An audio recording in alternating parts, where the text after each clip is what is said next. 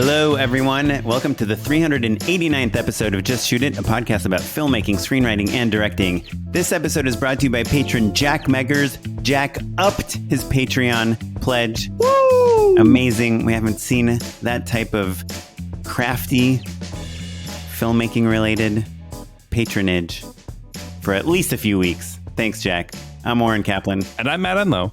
Today we've got Sahra Bhimji on the show. She's a film professor and a longtime listener who reached out to us to talk to us about kind of an underappreciated side hustle in the filmmaking world that we haven't really covered in all of our episodes of podcasting.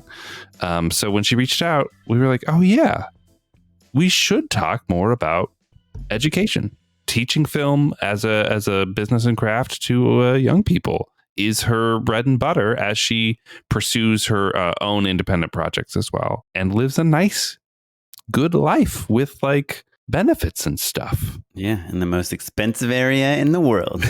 That's right. The Bay Area. She emailed and she pitched this idea and I was like, I wonder if Matt's going to go for this. I mean, you have been working in film education a little bit the past year, and I have been kind of always enjoyed it. I mean, this podcast is in a way, very, very light version of it. Yeah. Of film education. And so we thought, I mean, I don't know about you, but I have like a lot of friends that I came up with in the film industry that have spent time like being teaching or being professors or a lot like as consultants, like, hey, I'll help you figure out how to package your movie or how to land auditions or whatever it is. So like film education is obviously a thing that a lot of filmmakers know about, but we really dive in deep in terms of whether you want to be a full-time professor and you love filmmaking, but you would actually prefer having like a stable job with health insurance and you still get to make films, but also educate kind of the next generation of filmmakers. And we go pretty deep on what it takes, what the requirements are, how to get into it, how much money you might make. But to me, the best part is that Sahra is not only a film professor, she's also self-professor of loving Just Shoot It. She has been listening since you and I collectively had 0 children. That's true. Yeah. And now we have 3. Yeah. No, a really great conversation. I always like when we manage to balance the kind of more abstract philosophical parts of a conversation with hard facts. And we get to do a little bit of both. We talk about the ideas behind and the fulfillment behind educating the next generation of filmmakers. And we also are like, but how much money do you make really? Is it worth it? Right. Which is a nice balance, because I think you want to know the answers to both. Sahra really approaches it with the intent of how can you make this a career that sustains and supports your filmmaking? Yeah. Sahra's like the real deal. She's like a tenured film professor with an MFA and has taught at many different universities and all those things.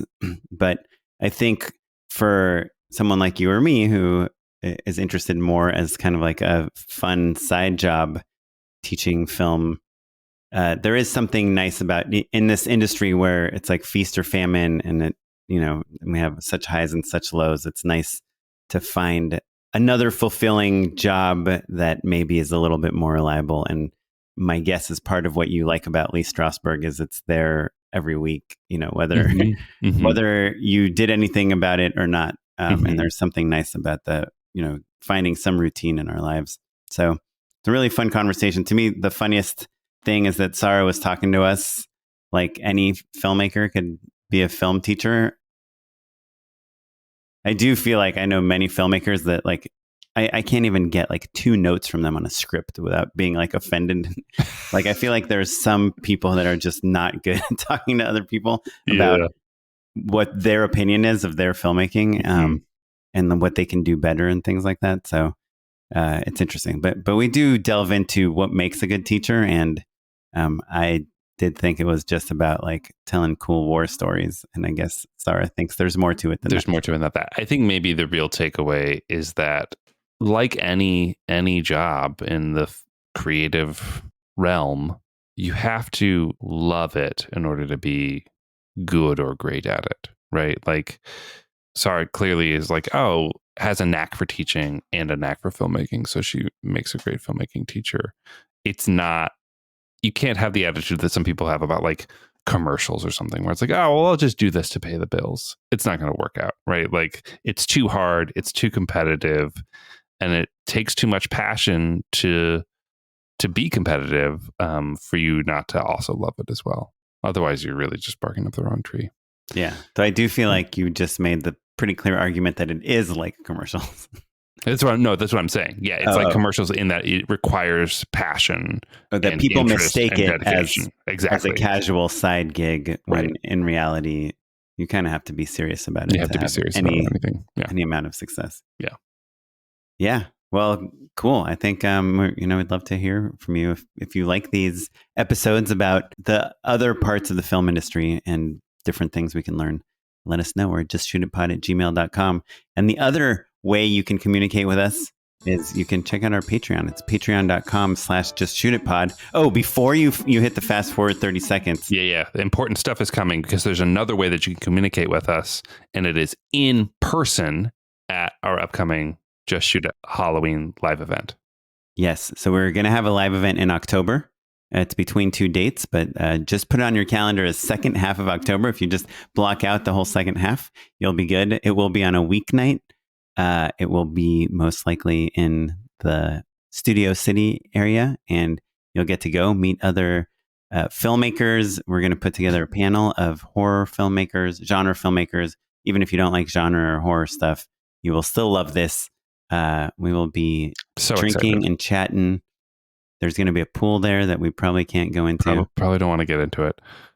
Please, no one fall into it. But if you push Oren in, it would be very funny. Yes, just let me know before you do it so I can take my AirPods out of my pocket. Yeah. Do you realize, Oren, that the last live show we had before the pandemic was our Halloween show? Yes, I have like this thing where I only remember the last show. Mm-hmm. So I know we've had multiple live shows in the past, but the only one I remember is the Halloween show. It's the Halloween one, yeah. At the what house? The Rita House. The Rita House, yeah. So if you're curious, these shows are pretty popular. That last one was standing room only. If you want to make sure that you are up to date and getting all of the firsthand knowledge that you need, our patrons, we're going to tell them all the juicy details, all that hot goss first. Mm-hmm. They will get a lot of tea spilled onto their email addresses. That's right. So if you want to be up to date and learn more about the show, the live show coming up in October, go to patreon.com/justshootitpod to find out more. Yeah. And I mean, I think sign up to be a patron. Yeah. Sign up $1, $2, $4, $27. Be like Jack and just add $1 to whatever you were giving before. Pretty cool, Jack. Yeah. Pretty cool. Okay. Without further delay, here's some more stuff. Hey, we are here with Sahra Bhimji. Welcome to the show. Just Shoot It. Thank you. This is definitely like lifetime ambition, I guess. So I'm pretty psyched to be on my favorite podcast of many years. That was our lifetime ambition, is just for someone to say that about our podcast. Yeah, so we are done. This is our final episode. Oh no, I don't want to kill your show. No, I would have nothing to listen to. Let's dig in a little bit because you emailed us with a pitch and we were like, hey, that's a good topic. Let's dig in on it, because we were saying off mic, you were kind of elaborating on your angle. Walk us through why we're talking. Well, I have listened to Just Shoot It for many, many years. I love it. I just feel like I know you guys, even though this is really my first time meeting you. And I've learned so much from it. We've talked. Yeah, I've talked to Oren a couple times, and he's talked to my class once, which is really awesome. It's just, you've covered like acting, you've covered so many topics, but you haven't really dug into this like secret career that many people have that when I said about being a filmmaker, I was like, I need a master's because I'm not going to be like the next Steven Spielberg, but I want to be an independent filmmaker and I need like a craft. Mm-hmm. And it could be like teaching, or it could be, I could be, in hair and makeup or in editing or something. But like for me, it was always teaching as like a sort of passion of mine. And I just feel like there are people who have that, but they don't really know how to get into it or like what it really means. And People I was so unprepared when I started teaching. I feel like there's like very little education about like what it takes to be in I don't like saying academia because it sounds like really fancy. And it sounds like you're in academia when you say academia. I'm not like that. But yeah, no, I love it because it is kind of a side hustle or like a survival job when you're doing work that like maybe takes a long time or like, all those passion projects. I know a lot of filmmakers who find themselves teaching in all sorts of different capacities. And myself, I teach a class at Lee Strasberg in Hollywood for the last not quite a year, but semi-regularly for sure. And it's both like a nice little side hustle and very fun. So I think that's helpful as well to be like, oh yeah, there's a little bit of a positive attention from a bunch of young people ain't so bad either.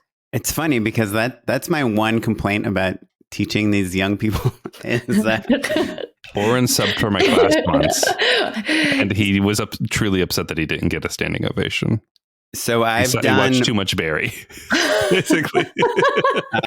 I did sub for Matt's class and I really honestly tried to. My goal was for them to tell Matt that they missed me and that I was more fun. And so I did try to give them a good experience and an honest experience and make the class fun. And then I also, I try to be brutally honest, not in a negative way, but I try to be insightful and tell people things that maybe they haven't heard from other people. And so when I talked to your class, Sahra, that was fun. And I've done, my friend Mitch taught a class. Do you know Mitch Altieri? It's like one half of the Butcher Brothers. They are Bay Area filmmakers.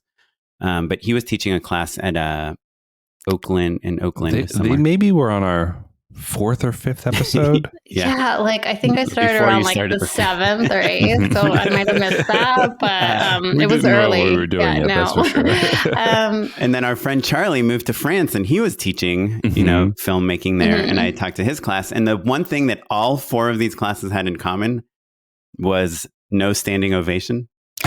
Well, I've never gotten a standing ovation, so I don't know what it would take.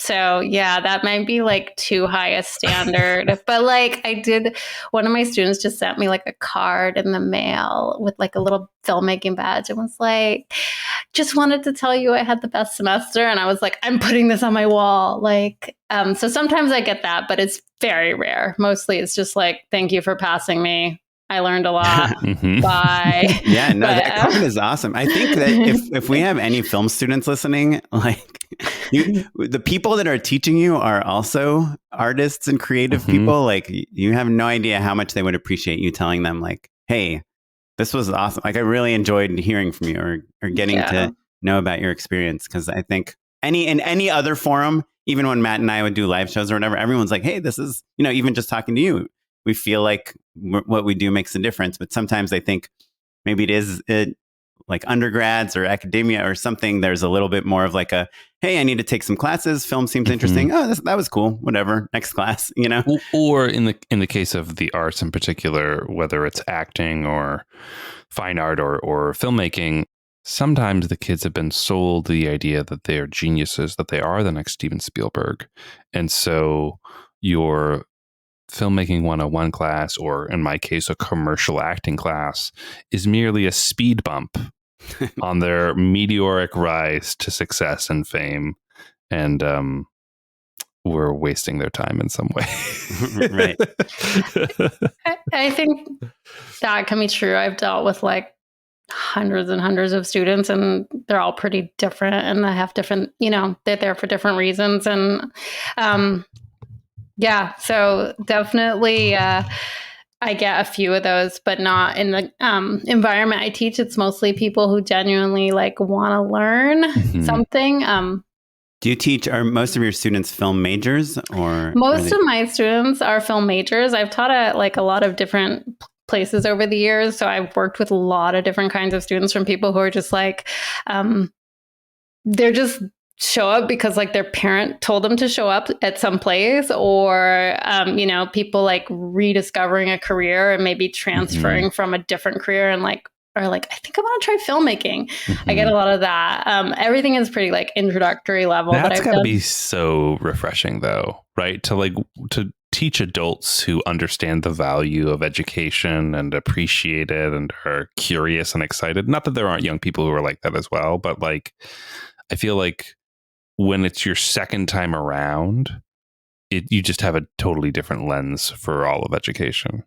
Yeah, I get like I also get like veterans, which is always really interesting because they're so mature. They've been really great leaders in a lot of ways. And they're just like extremely focused, which has been great. I've always had really a good time working with veterans and helping them like craft their story or, just a lot of people I'm one step in like their journey, but it's really nice to work with a huge range of people, and the older students can be really nice. Sometimes the senior citizens, which I get like a couple of, they can be amazing and have like all this nurturing for the community, but they also sometimes you're like, I think they have a different idea about what college is, and they just like walk in and out however they want, and it can be really hard to like have a group dynamic with like an 80-year-old and an 18-year-old, but I try.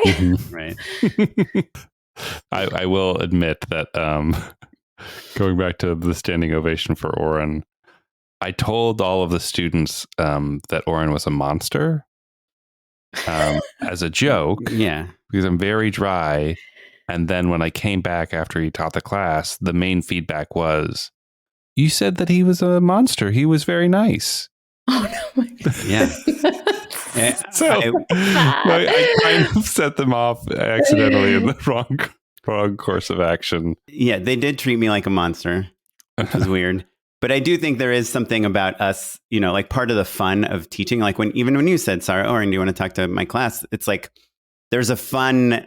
I mean, obviously, Matt and I love talking about filmmaking, and so to me, that I thought there would be kind of like like I'm going to tell you some things. You're going to tell me like, like this exchange of ideas, which I think maybe is more of like a mixer networking type of situation than it is like a teaching situation. I remember Justin Lerner, who's been on our podcast before, like a super talented filmmaker, also was teaching filmmaking classes in Guatemala, right? Yeah. Is that the country? And he had me speak to one of his students that was working on a short film, and I gave her some advice that I thought was helpful. And then, I never heard anything.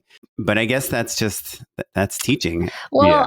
I guess in my like teacherly way, I'm like going to not correct you, but like broaden like the definition of teaching a little bit. Like, I think a lot of people think of it like, I'm just going to like perform in front of these students. And yes, Sahra. And that's like how I started teaching. It was very much like, I'm going to share my knowledge. It's sort of like, here's my stories about being on set, or like, here's my experience from making a film. You give them 5 minutes at the end of class to ask questions. That is like one approach, and it can work. But like, I have tried that and completely failed in like connecting to students and like helping them grow. And I think it took me like so many tries of teaching and like figuring out like what is actually a good teacher. Like, do I need a lesson plan for not just the class, but like how they're going to build their skills over a semester or over a year? And like, how do I nurture them as they grow? And like, it just took me a really long time to figure that out. And it's more than just like being funny in front of them. Sorry. I didn't realize that helping them was part of the goal. Oh yeah. It depends what kind of teacher you are, probably. Well, I'm curious. So you're in a film program and you're a tenured professor. You're a full-time professor, pretty much, right? That's like your main job. Are there other professors or teachers that are like filmmakers that come for a semester, or like how? Absolutely. Like I think most people start like I did as like an adjunct faculty, whether you're in like a private nonprofit university like Stanford was. Not that I taught at Stanford, but I'm just saying, there are private universities, and then there are like public universities, and then in California we have like the community college system and the state college system and the UC system. But I know your audience is like bigger than California. But, you can either get like an adjunct lecturer, adjunct faculty job where you just teach one semester or one quarter for one class. Or you can be like a visiting faculty member. A lot of great film schools hire like 1 year visiting faculty members or 2 year. I think it's like a horrible practice in a way because a lot of them like basically kick you out after these 1 year contracts or 2 year contracts, and you like have to go around the country. I have friends who are wonderful filmmakers who are like, oh, I'm 2 years here, 2 years there. Can't put roots down. Yeah, it's really hard for people. Yeah.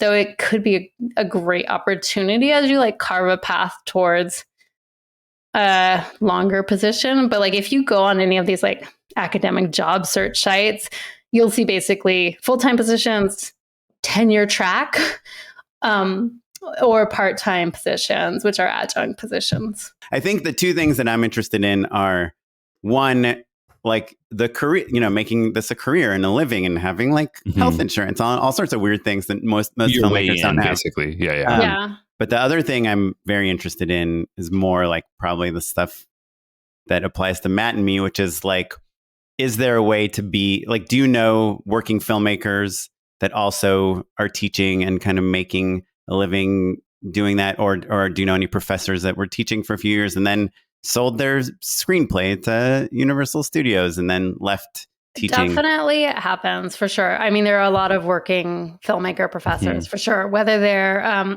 full-time, tenure track, or tenured professors who are, mostly teaching and then working on a lot of faculty, like work on projects in the summer or they might sort of balance their work between one semester. They have a higher teaching load at some colleges. So this is like why where you teach is so important, because like if you're going to be like, I know somebody who's like teaches documentary film at UC Berkeley, and they have what I would call a very light teaching load compared to what you would have at a community college, but they are expected to produce, world-class documentaries. So there's sort of a balance of if you're and I know, people who are filmmakers who teach at UCLA, they have a very different teaching load than what I have. So I have a ridiculous teaching load at a community college as a full-time staff member. What's ridiculous? Like how many hours of class are you teaching? It's hard to measure in hours. So like if you look at faculty jobs or talk to faculty jobs, they'll say like, I have a 3-3 teaching load or a 5-5 or a 2-2 or a 2-1. And that just means like the number of classes each semester. So I, in general, have like a 3-4, which means like I have to teach 7 classes a year. And each one of those classes has like 30 students. Some of them meet twice a week. Some of them meet once a week. It just depends on the class. Some of them are online. Some of them are in person, which is like a whole new world, online and in-person teaching. But, I'm on campus at least 3 days a week and then working from home, and I've got office hours. Like I am working on my own creative projects. Like I am still writing scripts and I have a writing group and I'm trying to get shorts made, but it's way slower during the term. And I work a lot more intensely in the summer on my personal projects. Yeah. As you were talking, it made me think of like the nature of, and I'm sure this is different from university to university, but like the expectations of a filmmaker being similar to, I don't know, like people in the science department or something, right? Like where you're expected to kind of be in the field or doing your own research or studies, right? Being active in the community that you're teaching, and then also kind of alternating between that and bringing that experience back into the classroom, basically, and into the lecturing environment. So, yes, absolutely.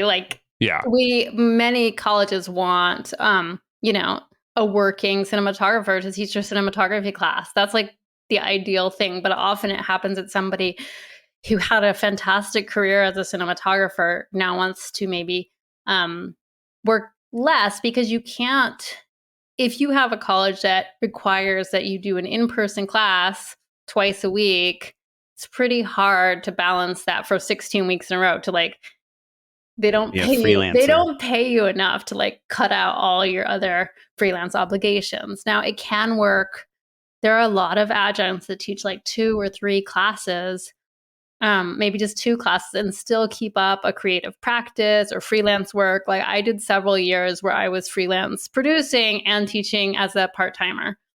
So it's definitely possible. It's definitely like a crazy juggle, and it's almost easier like to not have to just be like, I don't like, I now turn down freelance work. I'm like, I just teach and I do my personal creative projects and try to make my own films, because I can't make corporate films and teach and have any time left for my personal projects. There wouldn't be any. And you have a family and like all the normal life stuff too. Yeah, 2 kids, and it's like, let's say there's filmmakers listening now. Let's say it's someone who, I'm just inventing a hypothetical person. She's directed 2 independent features. One of them played at Sundance, but didn't win any awards. She worked as an editor full-time, for Blumhouse, and she maybe did some fix-it jobs on some movies. You might have heard of some smaller movies, and now she wants to get a job teaching part-time. Like how does she go about doing that? Like what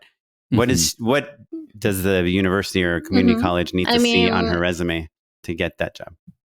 She sounds awesome. I would love to hire her, but I wouldn't honestly hire this person, this imaginary person, if I was doing like leading a full-time job search, which, I have in the past been involved in. And it's because you need teaching experience. And so like, there's that question, like, how do you get teaching experience without teaching experience, without teaching? And so like, especially in this very specialized field. So like, I think people care less about you having as many accolades, like some proof of like, you're part of the industry.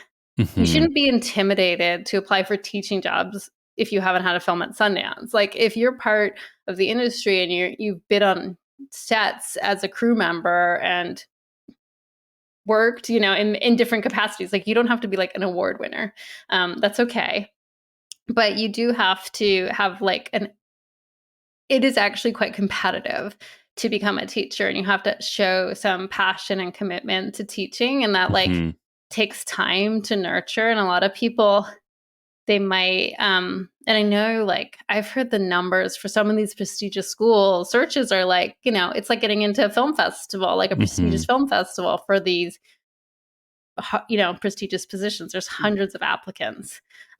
For like one position. For like a full-time good film school position, there will be hundreds of applicants. And earlier when you said you know film professors that get like year-long contracts, is that's a full-time job, or that's so they have like, if you go on to like probably the most common academic website is like the Chronicle of Higher Education Jobs, or Academic Jobs. They're both 2 websites. They're very similar, but Chronicle of Higher Education. Wait, it's chronicleofhighereducation.com. It's like something like that. Something like that. Okay. Yeah, I mean, you can just COHE.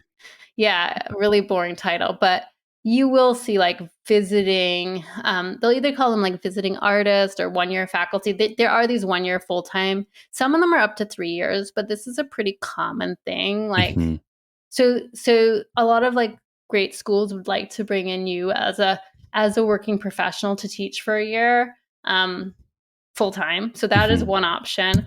But like, there are so many, like I started teaching like workshops for different nonprofit organizations. Like if I was going back to that, I would, wanting to teach again, I would do that again, like workshops for different organizations, high school teaching, but not too much high school teaching. Like it's hard to make the transition if you've been like 20 years at a high school and then you're like, oh, I want to teach college.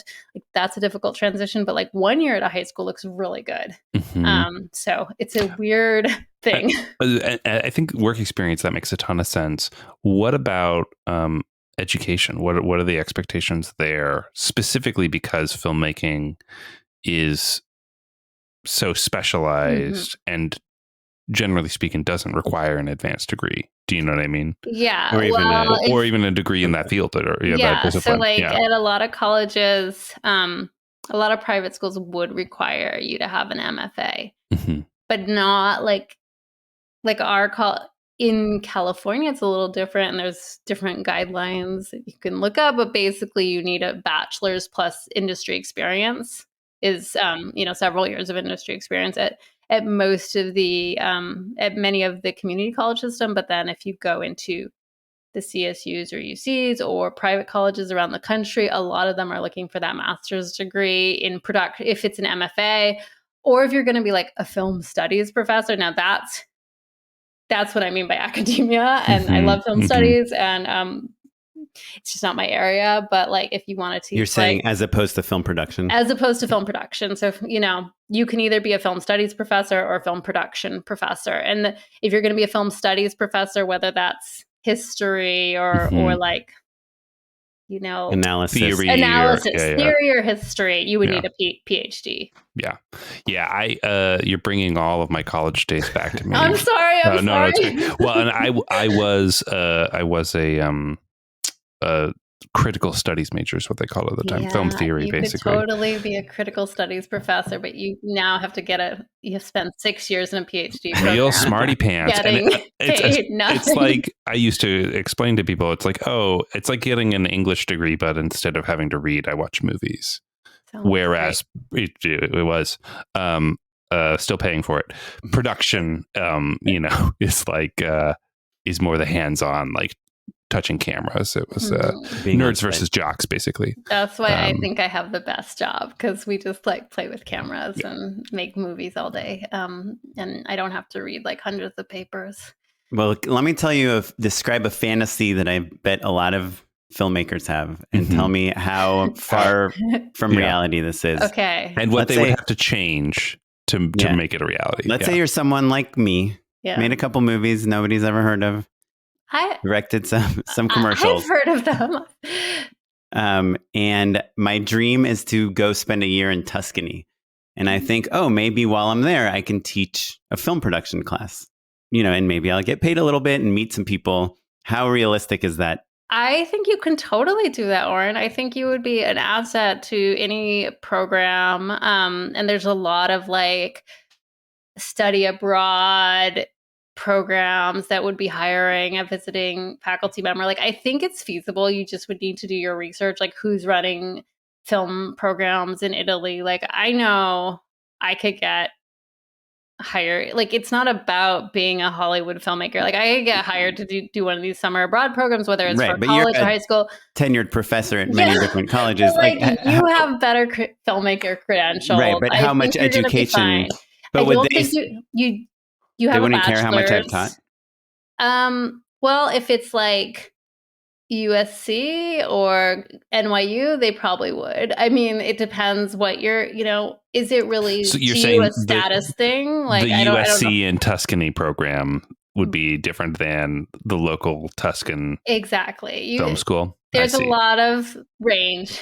What if instead of an Italian year abroad, Oren is dreaming of like, I want to go to Denver to like hang out for a year. I have family in Denver. International versus domestic. Is there a difference there? I think there are lots of places that sort of short-term workshops you can get involved in, but like mostly the college system, it's not looking for visitors except for these rare like visiting faculty for 1 year visiting artist positions. There are those, but like the adjuncts, like we have an adjunct been with us 18 years in my department. Like a lot of the adjuncts, they get like the right to keep being part-time. There is all the public schools, there's a lot of unions that protect our rights. Yay.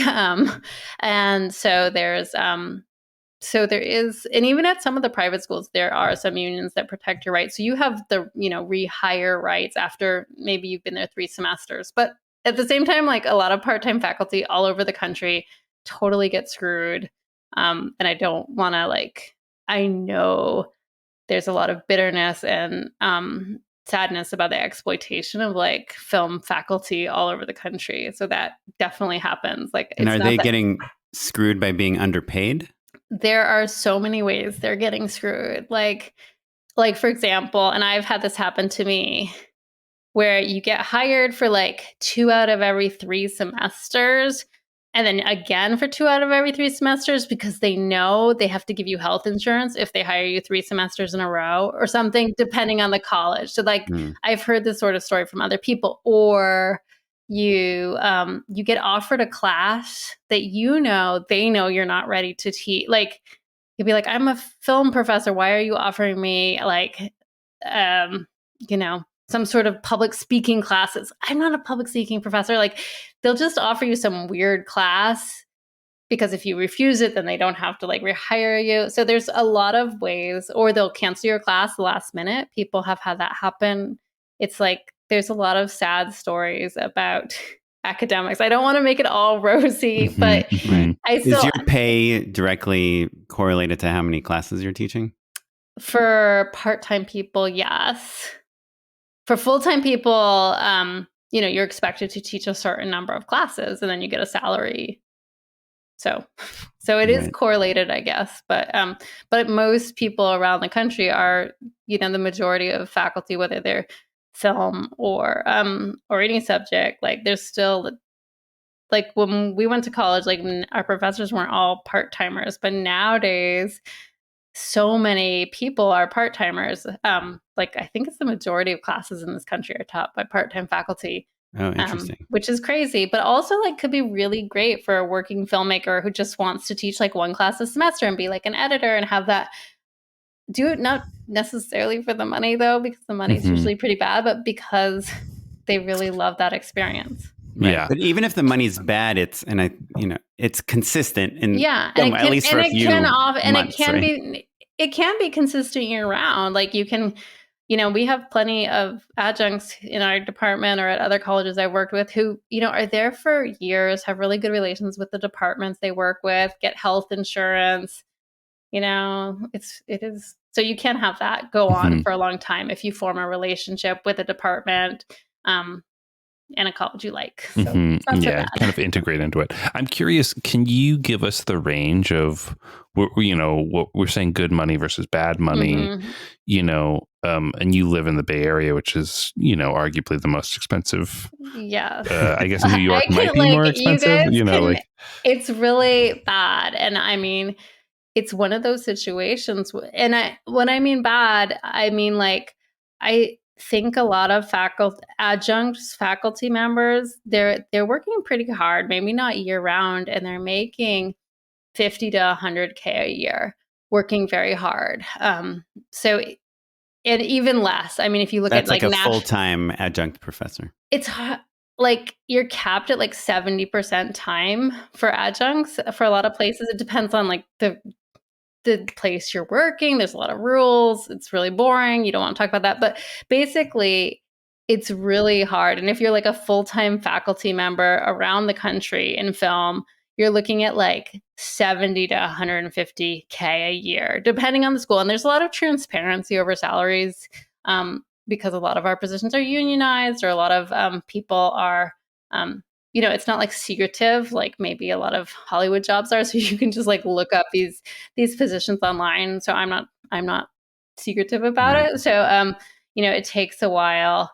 I think I made more as an intern in graduate school than I did when I was starting as a full-time tenure tracker. I'm curious about how it compares, because I think depending on what part of the country you live in, 125 grand a year might not be so bad. It could be great. Buy a house and raise a family. Compared to your days when you were crewing, when you were freelance producing, I imagine you probably saw a lot of other people's day rates and stuff as well. Is there a general sense that you make more or less money teaching versus freelancing? Think, it's a complicated question. I think if you're like a super successful, if you're getting gigs like all the time, you would make more. If you're like you work on corporate films because that's the Bay Area. There's tons of corporate work, and you're mostly doing like sound mixing. You could be make $1,000 a day, and you're not going to make that teaching.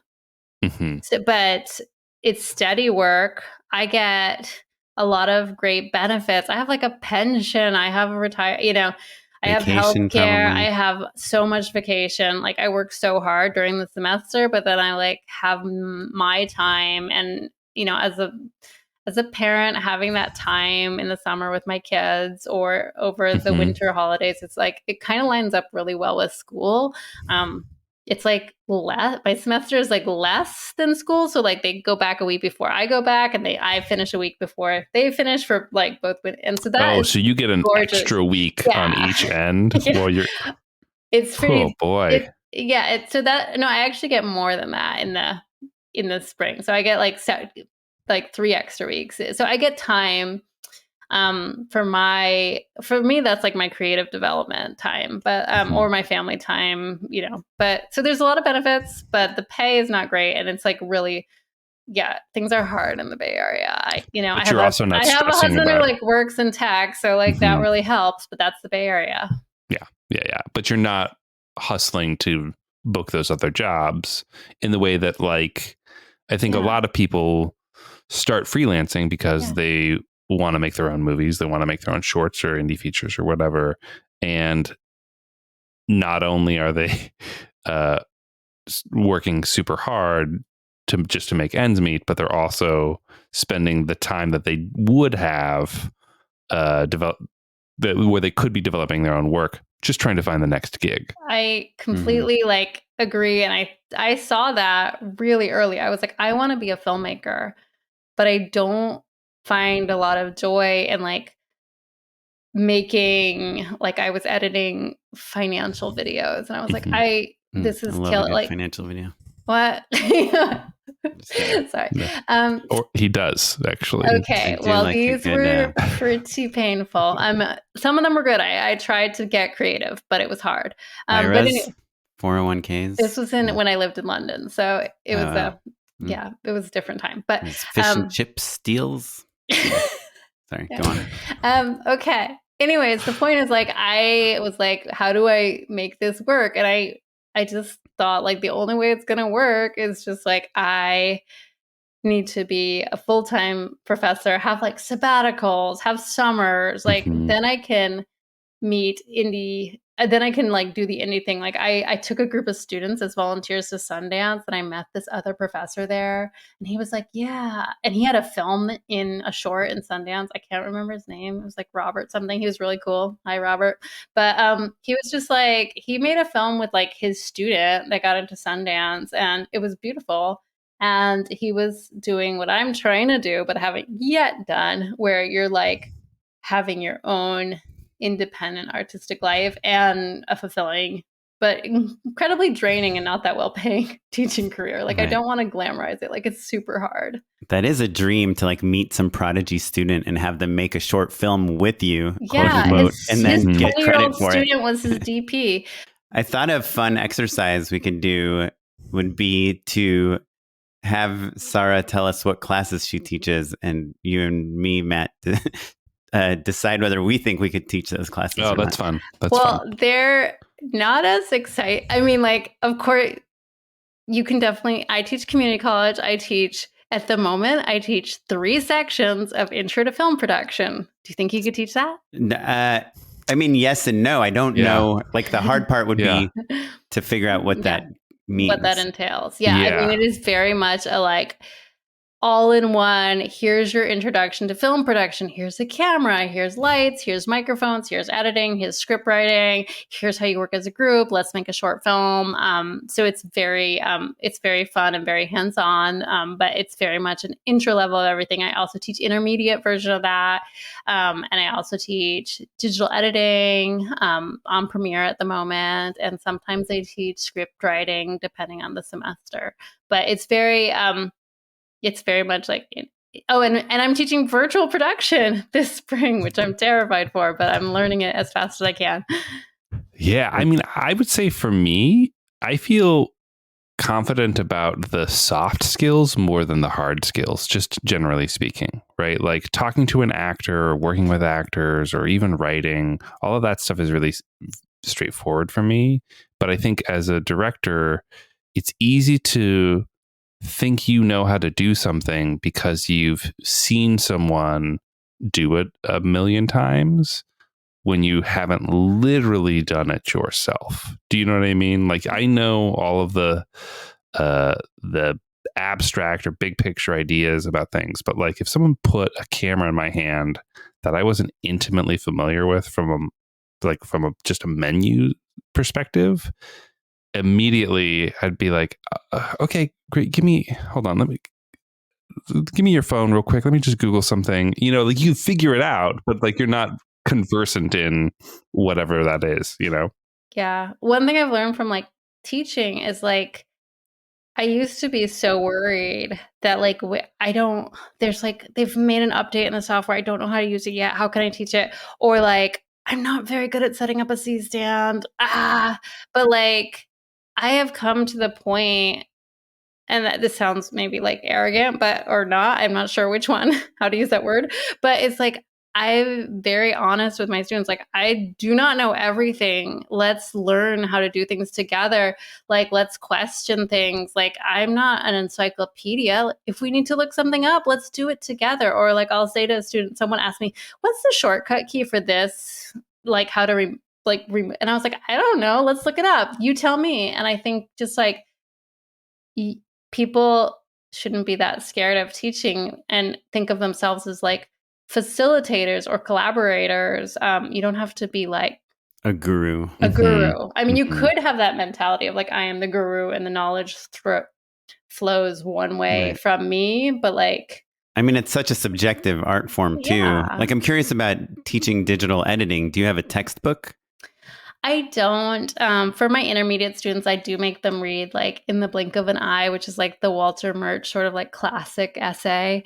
But I don't have a textbook. No, I post like a lot of, I share a lot of clips from things that are current that students might connect with or be interested in. And we have like discussions, and I'll share like different essays. I think I've shared like this really great Just Shoot It podcast when you talk to editors. Sometimes I'll say, hey, everyone needs to listen to this for homework. I have definitely done that. But cool. yeah, it's not a textbook, but it's me walking them through editing exercises and building their skills as they go from like just like software interface to like to becoming storytellers through editing. But it's like a long journey. It takes like a year.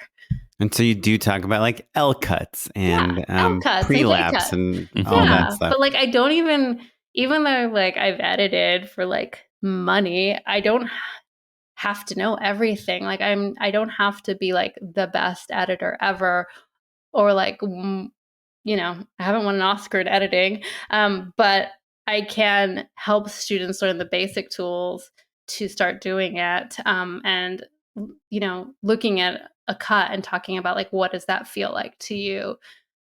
So I guess like you should start teaching where you feel comfortable having conversation. But you know, I wouldn't, if someone was like, you are going to teach a USC graduate seminar on like cinematography, I'd be like, no, I'm not.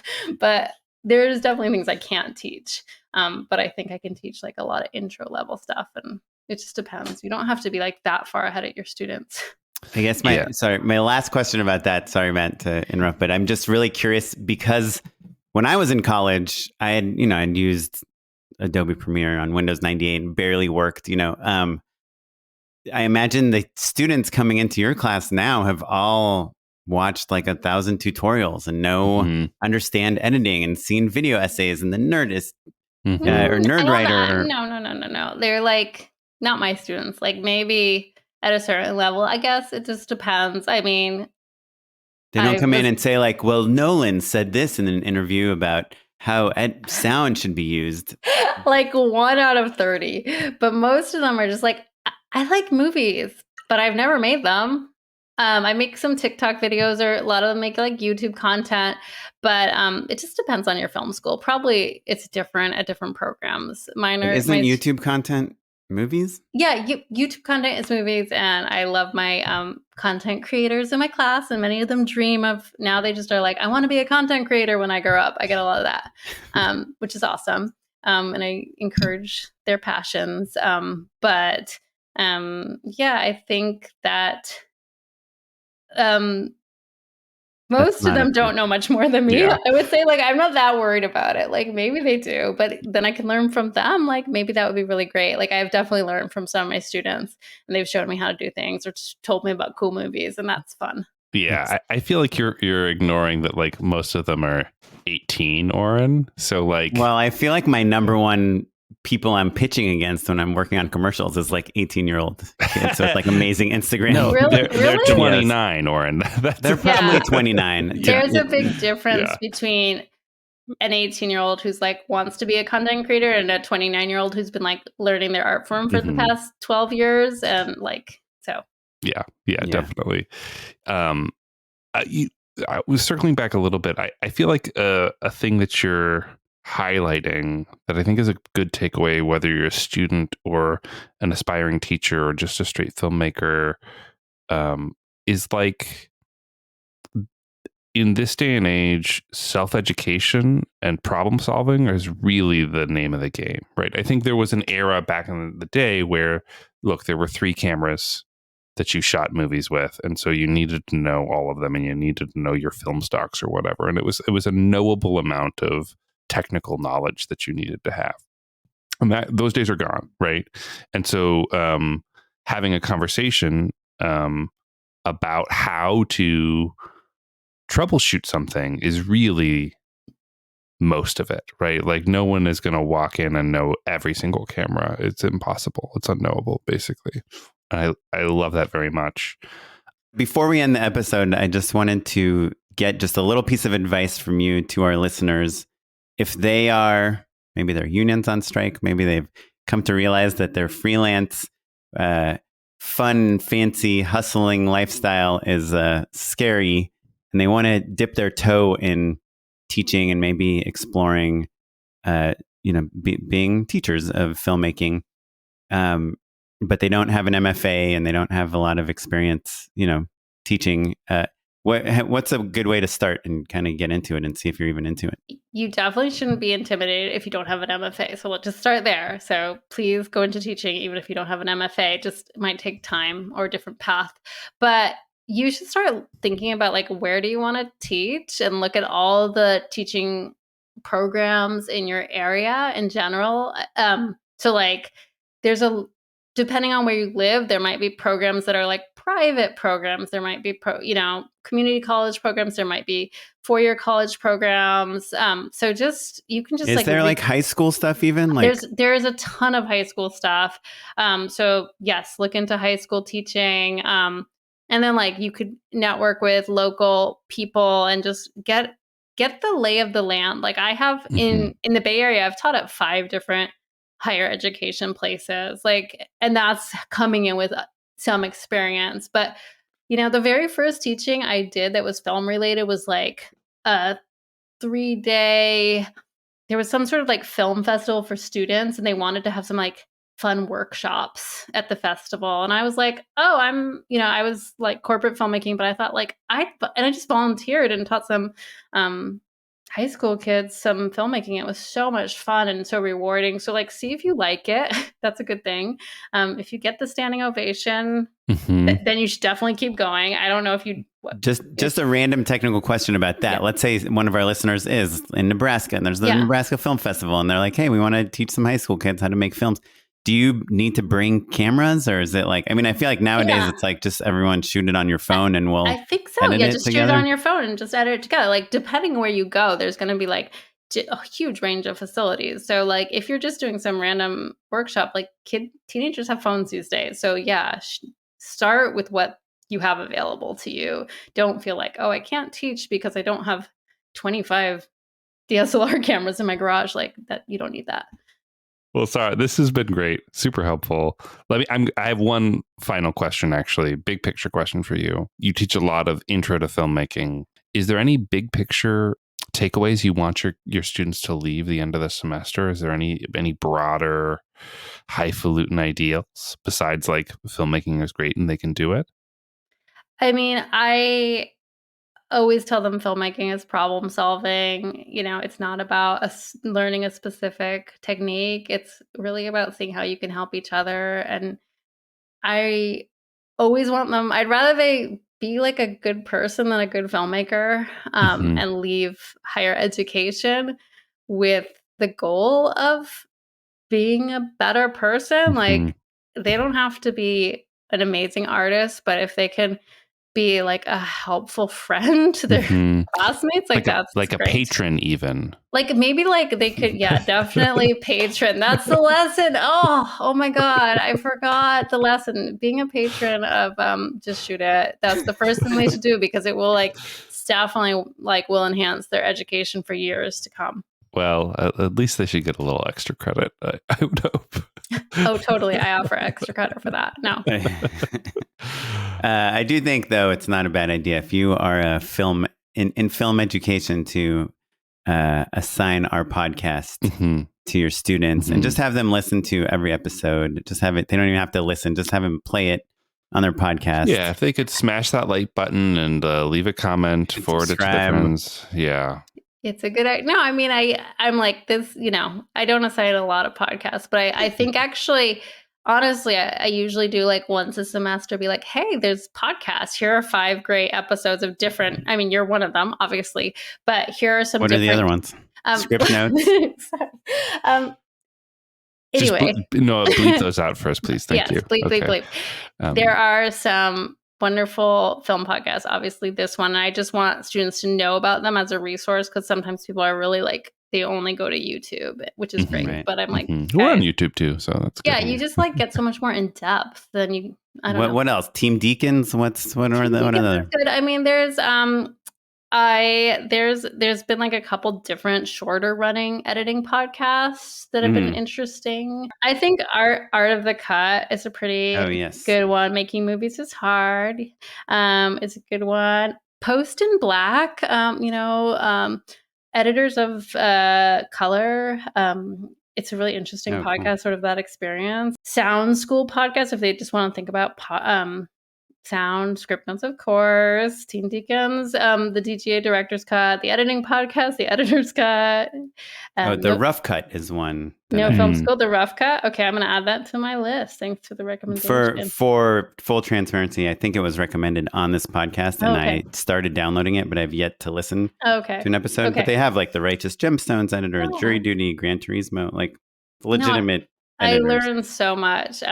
But some of them feel like kind of like super promotional, and that annoys me. But like if they really ask about the craft, and I always learn from podcasts, which is like the Screenwriting Life. We were on that one. That's a great one. It's a very supportive community. So lots of great podcasts.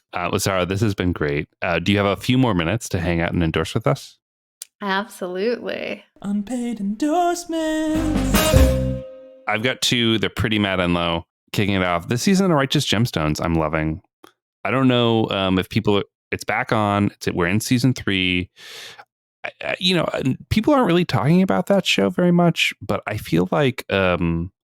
people secretly like it very much. I like it very much, and it's only gotten better. I think the characters have gotten richer. They've figured out how to bring out the comedy a little bit more. The criticisms of like...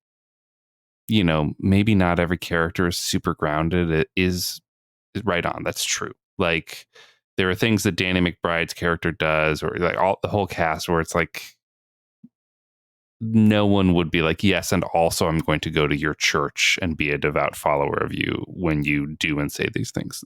So you have to kind of like go through. You have to suspend your disbelief a little bit, but I've really been enjoying it, and it does this cool tonal thing from the very beginning, where they're mixing really pretty broad comedy with like this kind of gangster film 70s mentality that's pretty fun. So I'm still loving it.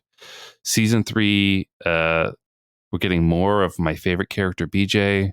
He's the funniest. He's doing some crazy stuff. And my other one actually is Oren talks about his Tesla all the time. He's such a Tesla guy. Not on the podcast. And I'm not a Muskhead. Just you have definitely endorsed your Tesla multiple times on the podcast, Oren. It has not been multiple times. Been like, oh, the cameras on my Tesla are so great. So I'm teasing you a little bit. it is a cool car. But if you are in the market for a new car, you want to go electric, but you're like, hey, I don't have $80,000 to $100,000 to spend on a car. Because you're like a community college professor. For the record, it's half the price of what you just said. But it's $60,000. Model 3 is $42,000 right now. Is that true? Yes. It's insane. 42 after the rebate or before? Sticker price. What's the sticker price? I think it's after. Anyway, if you're in California the market, now has like an extra $2,000 rebate on electric cars. If you were in the market for an electric car, you're curious about it. The tricky thing is that like buying them used is not going to save you a ton of money. You basically should just buy them new because the markdown is like a few $1,000s. But the Bolt, the Chevy Bolt, is the car that we just recently purchased. You get a nice $7,500 tax rebate for buying it new. It's an all-electric car, and they retail for about $30,000. So like that's a manageable amount of money. And do you get the full $7,500 federal rebate if you buy it new? Yeah. It qualifies. It qualifies. It is the cheapest car on that list of qualifications, of which there are very few cars. Actually, it's like basically the Tesla and the Bolt, and like maybe one or two other things, but it is by far the cheapest of all electric vehicles that get that tax rebate. So if you're thinking about it and you're like a little unsure, we are now a 2-car family. This was our second car, but for a long time we were a single car family, and it is awesome to have an electric car, with the big caveat that you have to live in a place where you're allowed to charge your car. So like if you have a house and you can install a charger, most places will give you some sort of incentive or rebate or money towards installing a charger. And oftentimes apartment complexes are like that as well. But basically, if you can live at a gas station, more or less, then it is significantly more convenient than a gas car. It's also like way cheaper. And way cheaper than gas. By the way, Model 3 brand new sticker price pre-rebate is $40,240 for the rear wheel drive. So you stand corrected, Matt. I stand corrected. With the rebate, it's like, 31,000 or something. Okay, Sahra, what do you got? Yeah, I can't quite afford an electric car yet, but maybe someday I would love one. So I have a book that I loved. I just read it recently. It's called Tomorrow and Tomorrow and Tomorrow. I don't know if it's been endorsed on this. I don't think so. It's by Gabrielle Zavine. It's a novel, and it's just like about these video game designers over like their relationship over the course of decades. And I really think filmmakers would love it because it's super visual and it's like about the art of storytelling, but it's also this beautiful, complicated relationship. I'm not even a fast reader. I remember Oren said he's a slow reader. Maybe, is that true? But it's just I couldn't put it down. It was one of those books. And I loved it. So I can't wait to read her other work. I'm like, she looks so young in the picture. And I'm like, how did you make this masterpiece? Because it really is good. It looks pretty new. Like it just came out. Yeah, I think it's just this year. Can you explain to me why, like on Amazon, the hardcover is $14 and the paperback is $19? I cannot explain that to you. This is the kind of thing I'd ask you to do your own research and explain to me. I don't know. Like publishing deal complications. I don't know how that all works, but it doesn't make sense to me. But anyways, get it from the library, but you'll probably have a long waiting list. I don't know. Someone like gave me a copy and I just loved it. And then my other endorsement, I don't know if it's been endorsed. Which is Somebody Somewhere, the TV show. I think it's like also a crime podcast, but I'm not talking about the true crime podcast. I'm talking about the HBO comedy, and it's just a beautiful. It has so much like humanity. I like laugh and I cry. I'm not quite done with it because I'm also like I watch like half an hour of TV every like once in a while and then I fall asleep. So I've never even heard of this show. It's I think you should have them as guests. I just like the way they make that show. I think like her parents played the parents really, which is crazy. They're like these Kansas farmers who are so crotchety and like real. There's sort of like this docu style, but there's a ton of heart in it. It's beautiful. it's just different from other shows. So highly recommend it. I don't know much about the creation, but I'd love to hear more about it. EP'd by the Duplass brothers. Yeah, they just do an awesome job. So that's my current viewing that I'm enjoying. Cool. I'm going to check out both those things. So podcast, I don't think I've recommended this before. Matt, tell me if I did, but it's called Case 63. Oh, I love that. Oh, it's so good. Have you listened to it? So good. I listened to all of it. It's from Gimlet Media. It's with Oscar Isaacs. I've heard the trailer many times. So good. And Julianne Moore. And literally, it's just them. And there's like a couple other, like few lines from some other actors later on, but it's just the two of them. And it's sci-fi, and it's like really captivating from the get-go. And it's like, if I told you what it's about, you'd be like, I've heard this story a bazillion times. There's no reason I would even care to tune into this. Two people talking in a room. And it's like so good. I listened to the whole thing in one day. And when the credits roll, it's like created by this guy, edited by this person, sound engineering by this person.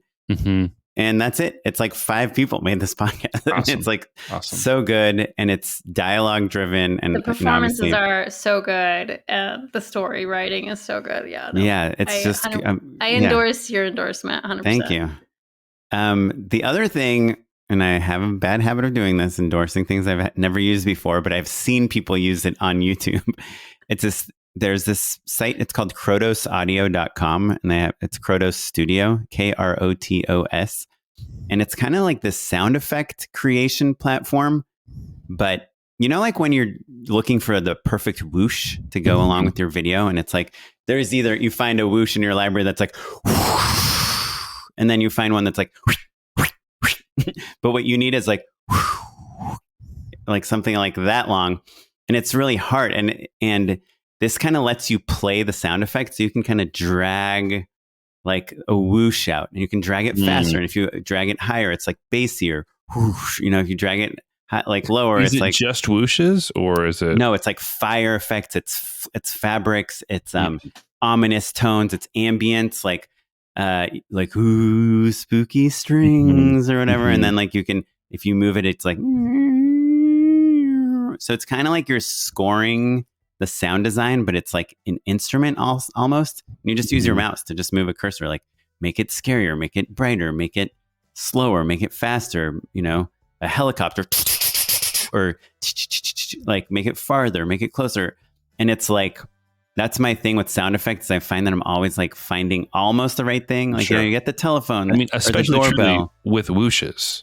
Yeah, whooshes and swooshes are kind of like the biggest thing. And like, if you can tell me the difference between a whoosh and a swish, I'll give you $1.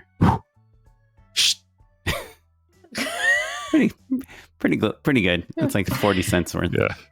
But yeah, anyway, it's kind of like a cool idea, like playing your sound effects, and it might be a solution for something that you might be going through right now. Just finding the exact right whoosh. How can listeners keep in touch, keep track of what's going on in your world, or even take a class from take a class from me? You could totally take a class from me, though you might have to be in the East Bay, but we have some online classes.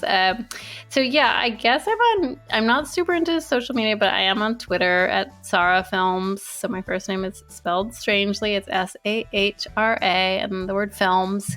So I'm on Twitter, though it's like an occasional picture of my child, or like some angry post about like gun control. And you're talking about X, right? That Twitter? Oh, X. Yeah, that Twitter. Yeah. I mean, I feel kind of yucky being on it now, but I don't know what else to do. And I'm not, I'm not on Instagram and I'm not on much else. So yeah, anyone can reach out to me. It's even if like questions about teaching, or, you know, if you want to like produce my next feature, you know, that's good too. I'm always looking for collaborators. Valid reasons to reach out for sure. Well, if you have any additional questions you want us to forward along, you can always hit us up at justshootitpod@gmail.com. And we're across all social media at justshootitpod as well. And I'm at Mr. Badinlow across also social media, including Letterboxd. I'm at O'Kaplan on Instagram and Threads and wherever else. LinkedIn. I'm trying to get more into LinkedIn, as we've heard before. This episode was edited by Noah Bayshore. Our producer is Tyler Small. The music you're listening to is from the Free Music Archive and the artist Jazar. And we will catch you next time. Thanks, everyone. Goodbye.